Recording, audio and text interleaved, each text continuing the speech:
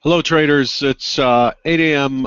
Chicago time on Monday, June 16th, 2014. Thanks for joining. Trading futures, options on futures, and foreign currency involves substantial risk of loss and is not suitable for all investors. My personal opinions, market data, and recommendations are subject to change without notice. Past performance is not indicative of future results. The tick flow data, long-term tick and total net tick flows are coming out. A lot of news chatter in the background. Let's go through our notes here. On the overnight, most of the news was focused on Iraq.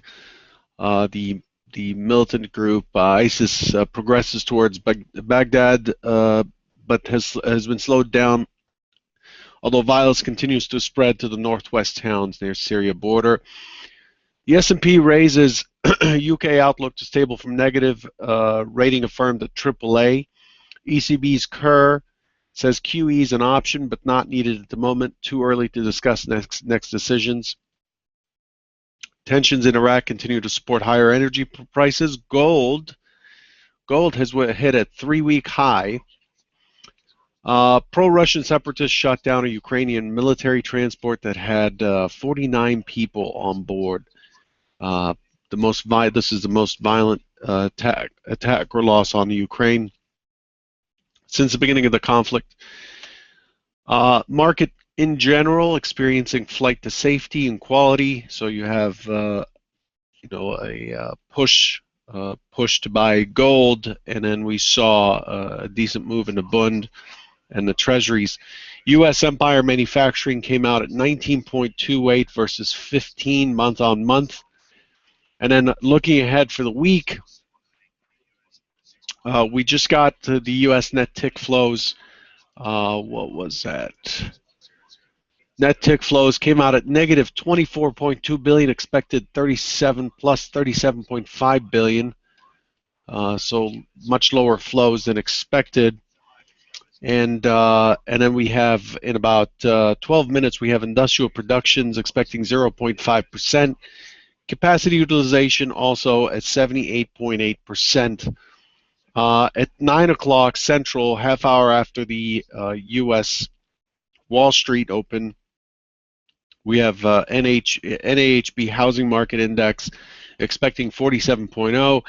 And then for those spread traders, treasury traders, we have a 3-month $25 billion and 6-month $23 billion auction at 10:30 Central. Looking ahead for the week, tomorrow UK CPI, RPI, PPI will come out. German ZOO, if you're trading Eurex products, you want to pay attention to German ZOO survey. And then we have U.S. housing starts, building permits, and CPI tomorrow. Wednesday, let me see. Wednesday, this is not clear.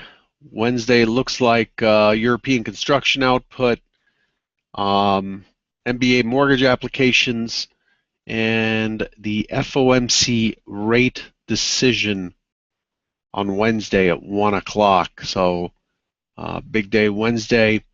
We're looking for the Fed's QE3 pace, Fed pace of MBS purchases, and Fed pace of Treasury purchases on that release. And then for the folks in Europe, on Wednesday at 3:30 in the morning Central Time, at about 9:30 3:30 in the morning Central Time, 9:30 in the morning in the UK, the Bank of England releases its MPC notes. And then at 1:45 Central or 12:45 Central, former Fed Chairman Bernanke speaks. Thursday, we have initial claims, continuing claims, leading index, Philly Fed business outlook, and natural gas. Of course, we have natural gas on Wednesday as well, or crude oil on Wednesday as well. Thursday, we have ECB Speaker Constancio, and the Eurogroup meeting starts at 8 a.m. Chicago time. Friday, current account, German PPI, current account, then European consumer confidence coming out. Friday's pretty quiet for the U.S. markets. There's nothing out there.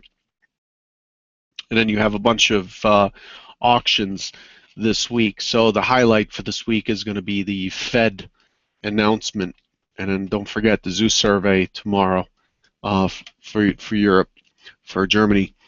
And that's really it. Let's have a quick look at what we did on Friday, what the market has done, what it's trying to do, how good of a job, what's likely to happen next. All right, that's our goal.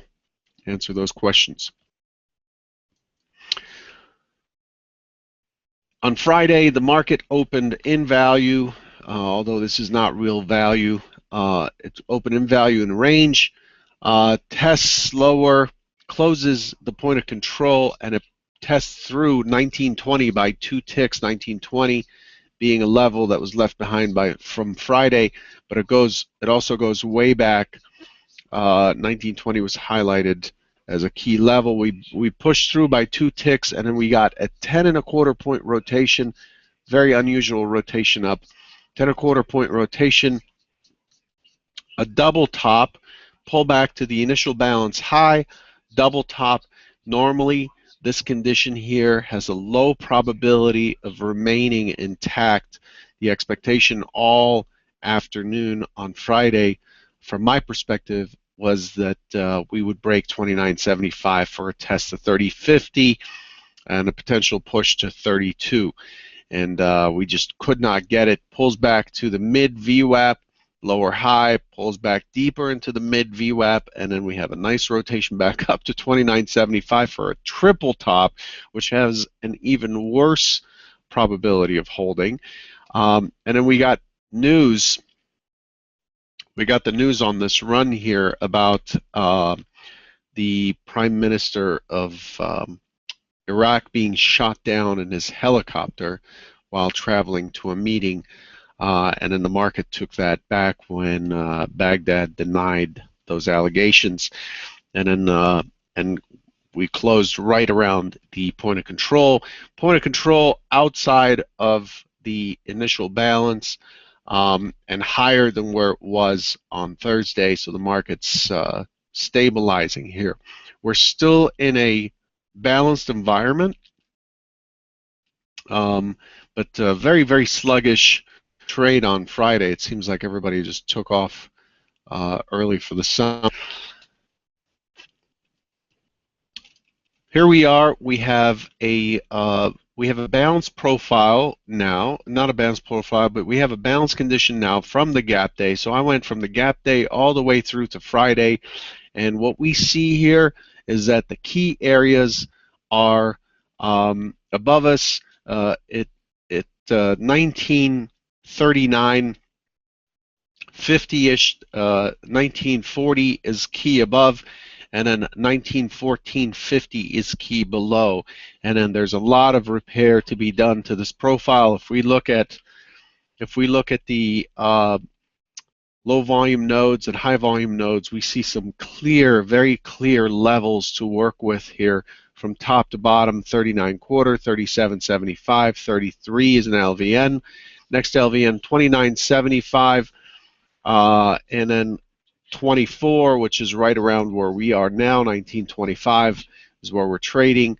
1916.75, this was our target below. We were unable to get there.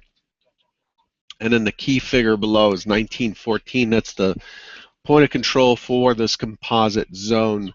So it's interesting that it's interesting to have this pullback. It was expected, but Friday was inside of Thursday, put in a higher point of control. So today is going to govern whether this correction goes deeper, and if it does, the 1914.50, which is about 10 points away, is the target below. We'll see how that works out. So there's an equal argument to test lower as it is to test higher. I still see a terribly weak high here. I still see a target up at 1933, 1932. for a test, but also the fact is we could not tackle any of this in the overnight session, which is really surprising. The expectation was for a test of that 29.75 in the overnight session. It just could not get there. Put in a lower low to 19 on the overnight, but still it's an equal low to the Friday overnight session. Very heavy kurtosis here, very fat profile, but volume is low, 126,000. On the overnight, we have about 19 minutes to open. We're expecting about 200,000, 220,000. On the overnight session, we've got 126,000. Not much participation in the overnight session, but there's plenty of energy stored here. Early on, the sellers will have to defend 26, being the overnight LVN, and then the target would be 19 on the overnight low. Not much more we can glean from the overnight session other than the fact that it's pushed the point of control lower, but again, we have to put that in perspective in that it is the overnight session. I want to show you this. So this is a 60-minute all sessions. We have a measured move that was taken from down in the 1796 area, carried all the way to the initial peak when we were in balance, pulled back to 1851, and that projected to 1947. The high of the year so far in the September contract is 1947 even. If you're still trading June, you really should think about moving to September in the S&P or any equity index product. It is expiration week this week, so we're expecting a lot of rotation in positions. We're expecting a lot of roll to continue on, so we're expecting higher volumes in both contracts, but you really should be trading the September contract. But my point here is that with this measured move, we've hit the 1947.50 target above, but the market continues to move up, has continued to move up on a on divergence with the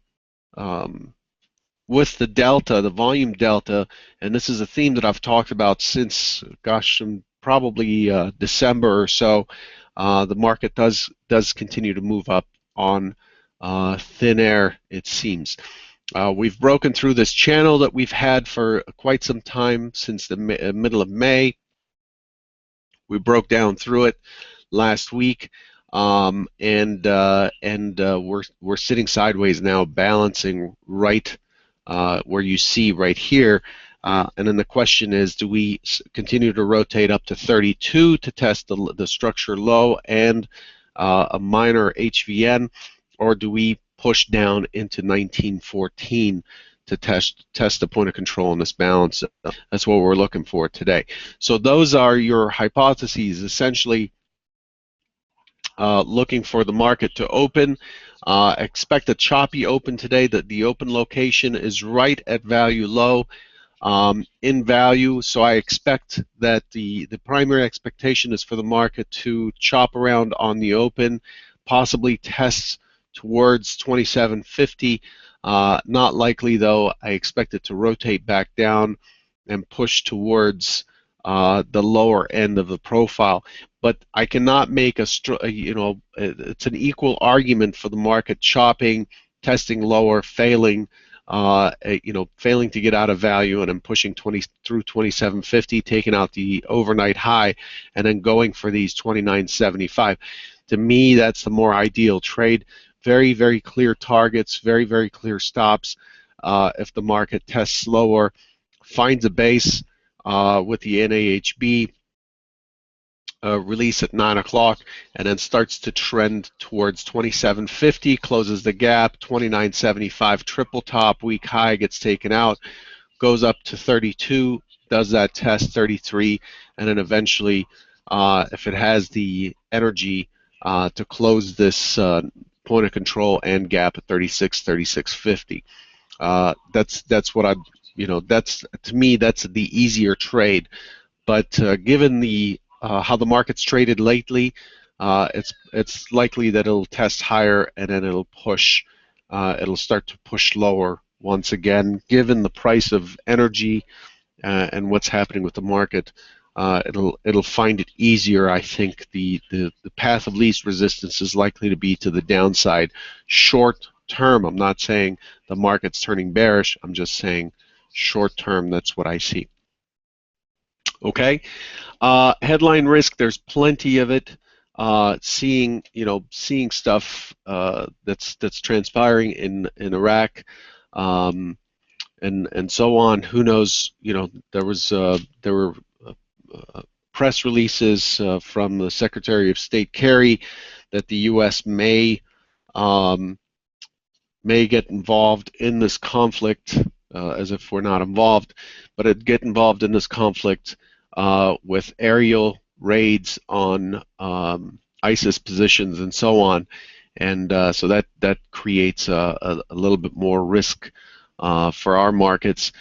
In closing, I just want to remind you, it's Monday. This is the day, if you haven't done so over the weekend, this is the day when you should be looking at where you ended up last week and setting targets and goals for this week. One of the targets you should be setting, which was always key for us in prop, is the elimination of errors or reduction of errors as much as possible. Errors are things like buying when you should have sold, because you clicked the wrong button. Errors are putting on a trade saying that your stop is here and your target's here. You put on the trade and you get out of it before anything happens. That's an error. Errors are trades that you've missed and you go and you chase them. Errors are also trades that you said in your morning hypothesis or morning planning that you would take. The trade showed up and you did not take it. Those are errors. You want to keep track of those and see what they are costing you by the end of the week. So that should be a target. The second target is not a dollar target for the week. I want to make $1,000 this week. That's not as effective a target as saying I am at an expectancy of a certain amount. The average number of ticks per trade that I make or lose is this much. I'm going to increase that by half a tick or whatever, and then keep track of it. It doesn't really matter what goals you set, as long as you set goals. And what it does is it focuses your energy on the trades that fulfill that goal, as opposed to sitting there getting bored then putting on a trade out of boredom or whatever. It gives you marching orders. It gives you orders to do. Think of the army, guys sitting around wanting to shoot at something and not having any orders, and they don't know why they're there, and so you're asking for trouble. When there are clear orders, a clear mission, clear objective, everybody works towards that objective, and it has a much better opportunity of being achieved. Risk is a huge part of that.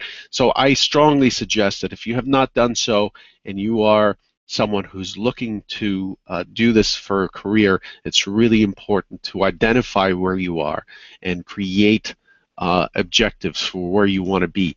Without an objective, you're just a rudderless boat in the middle of the ocean. You're just floating around. The market's pushing you around until you run out of money or time, and it just does not make sense. Go spend your time somewhere more fruitful if that's what you want to do. Because money we can win or lose, time we cannot regain. Good luck.